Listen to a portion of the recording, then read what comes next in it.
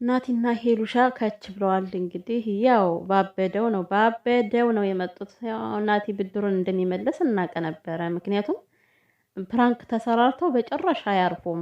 የሆነ የመሸናነፍ አይነት ነገር ስለሚመስላቸው ግዴታ አንደኛው ብድሩን መመለስ አለበት እና ባበደ ፕራንክ ነው የተደረገችው ዛሬ። ሄሉሻ በጣም ተገንታለች። ሰላም ሰላም፣ ውድ ቤተሰብ እንዴት ናችሁልኝ? ደህና ናችሁ ወይ? ሰላማችሁ በያላችሁበት ዝትርፍ ይበልላችሁ፣ ፈጣሪ ይጠብቃችሁ። ውዶች ለዚህ ቤት አዲስ የሆናችሁ ካላችሁ ሰብስክራይብ ያደረጋችሁ ቤተሰብ ሁኑ። ነባሮችም እንግዲህ ላይክ ያደረጋችሁ አበረታቱኝ። ስለምታበረታቱኝ አመሰግናለሁ። ጠፍቻለሁ። ያው ቪዲዮ ደግሞ ላይክ አድርጉልኝ ስለጠፋው ማለት ነው። ቻናሌ ወደ ቆደቀ እያለ ነው ውዶችዬ። እና እንግዲህ ሄሉና ናቲ እኔ እኮ ምለው በእርግጥ ፕራንክ መስራቱ ጥሩ ነው እኮ። ምክንያቱም ያው ካልሰሩ ከየት ይመጣል? ከየትስ ይከፈላሉ? የፈለገ ሰብስክራይብ ቢኖራችሁ ካልሰሩበት ምንም ዋጋ የለውም። ሰብስክራይብ ተጠራቅሞ ማለት ነው። ቪዲዮ ስጫን ነው ሊሰሩ የሚችሉት እነሱና። ስለዚህ ቻናላቸው ጾሙን ከሚያደር ቢሰሩ ጥሩ ነው። ፕራንኩ ግን ደግሞ እኔ አሁን ቤተሰብ ግራ እየገባኝ ነው ያለው። ናቲ ሊሄድ ነው፣ መቼ እንደሚሄድ አናቅም፣ ጊዜው እየደረሰ ነው እያለች ሄሉሻም እየተጨነቀች ነው። እና እኛ ግን ምንም ነገር ያየነው ነገር የለም። በቃ ናቲ ሄደ ማለት ነው የምንችለው።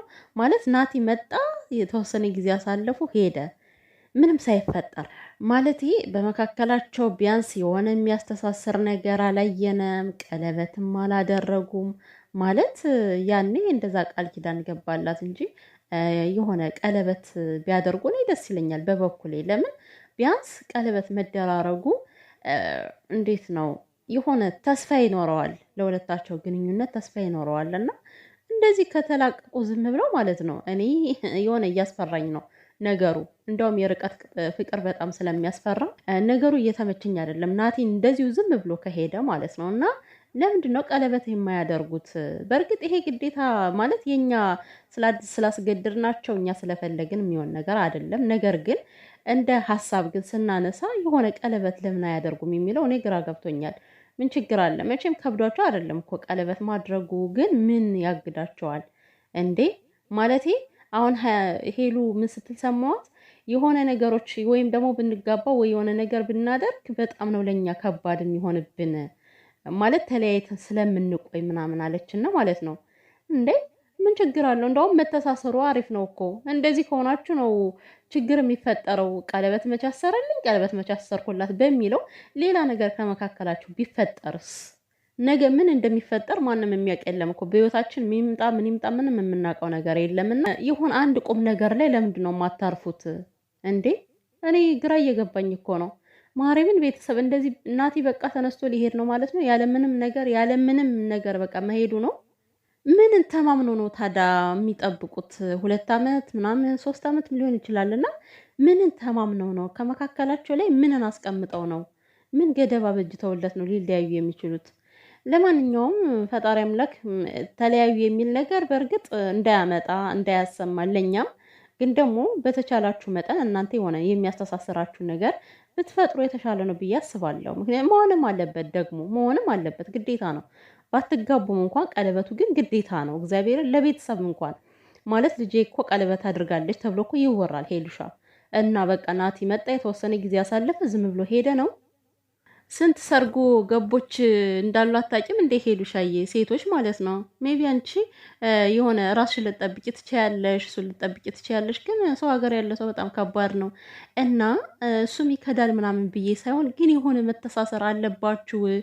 እኔ ምንም እንትን እያለኝ አይደለም። የምር ካልተሳሰሩ ቀለበት ካልተደራረጉ መለያየታቸው በጣም እያስፈራኝ ነው ማለት ነው። እንግዲህ ዛሬ ያው ዘመዱን ደውሎ ናቲ በቃ እንደ ሚስቴ እንደ ፍቅረኛ ነገር ሆነሽ አውሪኝ ብሏት ነው መጀመሪያ እንግዲህ ለሷ ደውሎ ሄሉሻ በማትደራደርበት እኮ ነው የመጣባት።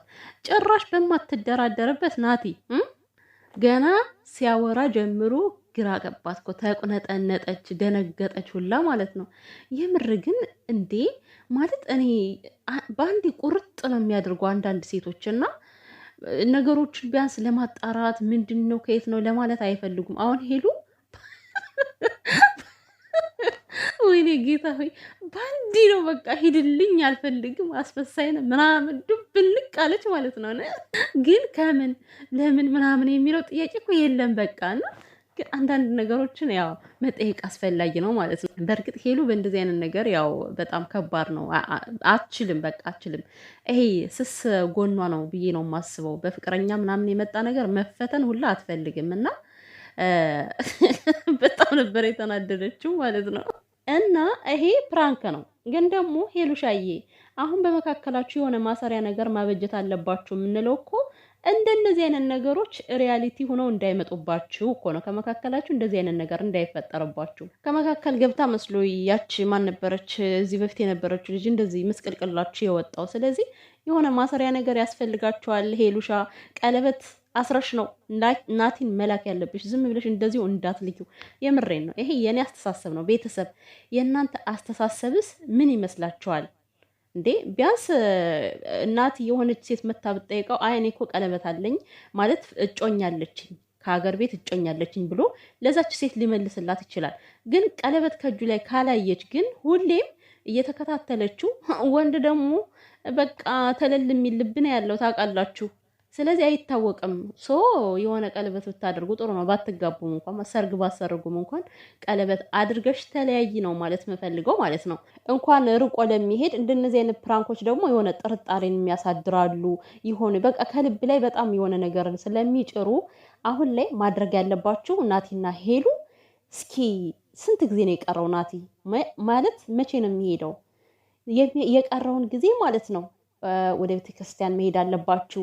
ፏዝንጥ እያላችሁ ፍቅር ፍቅር የሆነ ሮማንቲክ የሆነ ቪዲዮ ልቀቁልን ማለት ነው። እንደዚህ መካከል ላይ የምትጣሉበትን አይደለም እኮ አንቺ አሁን ሲጣሉ አንተ ዞር በልልኝ አስመሳይነሽ ነው የሚባባሉት።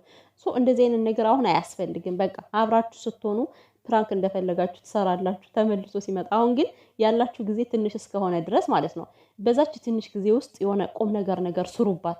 ይሄም ቁም ነገር አይደለም እያልኩ አይደለም። አንደኛ ነገር እነሱ ገንዘብ የሚከፈልባቸውን ነገር ነው እየሰሩ ያሉት። ምንም ችግር የለም። ግን መሄዱ ስለሆነ ናቲ ደስ የሚል ቪዲዮ ልቀቁ። እንደዚህ የሆነ እየተናደዳችሁ ምናምን መሆን የለበትም።